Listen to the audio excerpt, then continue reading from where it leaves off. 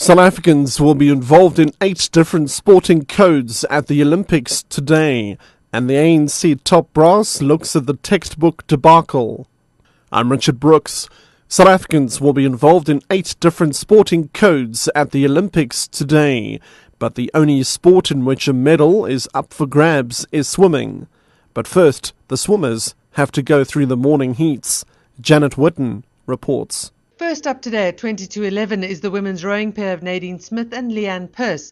At the same venue at Eton Dornay, the men's lightweight 4 will compete at midday. Alex Petrol will be doing the dressage part of his eventing program at the same time that Daryl Impey competes in the men's road race at 11.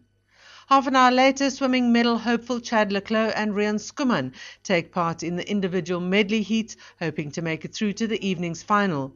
Hierden Herman, Catherine Meeklem and Cameron van der Berg are also in morning heats. In the afternoon, both the men's and women's badminton teams are in group matches, and later in the evening, boxer Ayabonga Sonjika has a tough first-round bout of the bantamweight division, and the men's beach volleyball duo take on the United States. Janet Whitton, SABC News, London. Economists are warning of another petrol price increase on the back of yesterday afternoon's announced hike. The financial relief to households and businesses as a result of petrol price cuts in the past 2 months will come to an end next week.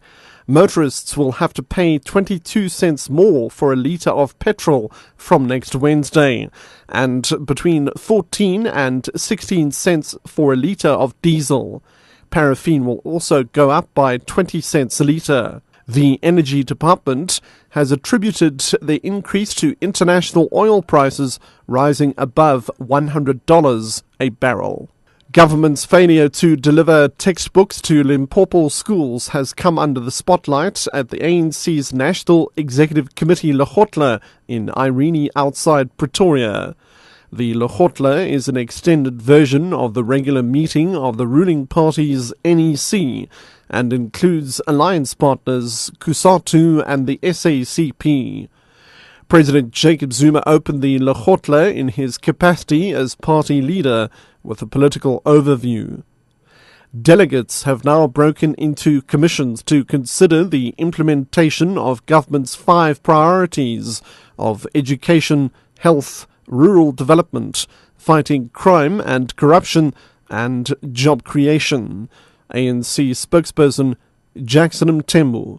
The Lekgotla is trying to see, since the last Lekgotla last year, July, what has been implemented that emerged from the ANC Lekgotla, what has been implemented by government, what have been the success stories in terms of implementation, but what have been the problems in terms of implementation, what can we learn, and what then should be the program that we are putting forward in the next 12 months to ensure that we still take forward, particularly the 5 priority areas.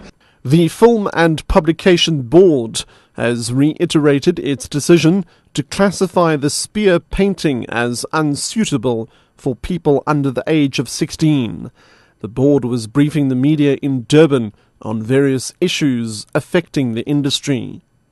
The board's head of communications, Mlimandela Ndamase, says the Goodman Gallery has submitted an appeal in an attempt to declassify the painting. As members of the public would know, we classified a painting which was known as the Spear by Brett Murray. The Goodman Gallery has submitted an appeal to the classification that was made by the Film and Publication Board.